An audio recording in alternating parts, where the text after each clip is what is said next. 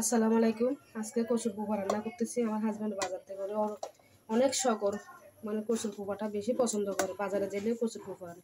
আজকে কচুর পোপা রান্না করতেছি, আপনাদের কাছে রেসিপিটা দেখাচ্ছি। দিয়ে দিলাম পেঁয়াজ আর কাঁচামরিচ আর টমেটো, সিদ্ধর মধ্যে বসাই দিছি। আদা রসুন বাটা,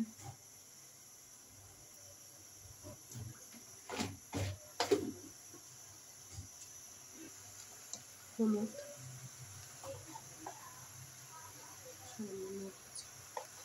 আর লবণ,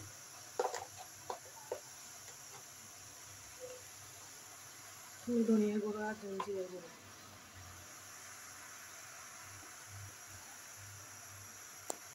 দিয়ে দিলাম। সেটা আমার কচু পোকা সিদ্ধ করে যাচ্ছি সব কিছু দিয়ে। এখন তেলে পেঁয়াজ দিয়ে আর কিছু শুটকি দিয়ে তেলে দিব। পেঁয়াজের সাথে যদি সে শুটকিগুলো ভেজে ভেজে দেন তাহলে মানে খাবার সময় মুখের মধ্যে পড়লে খুব ভালো লাগে। দিয়ে পিঠা শুটকি দিয়ে আমার তেল আর শুটকিটা একটু লাল হয়ে গেছে। আমি কচুর পোকাটা দিয়ে দিব।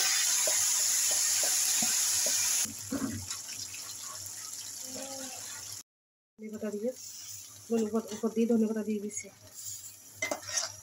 তো আমার কচুর পোকাও হয়ে গেছে। পিঠা শুটকি দিয়ে কচুর পোকা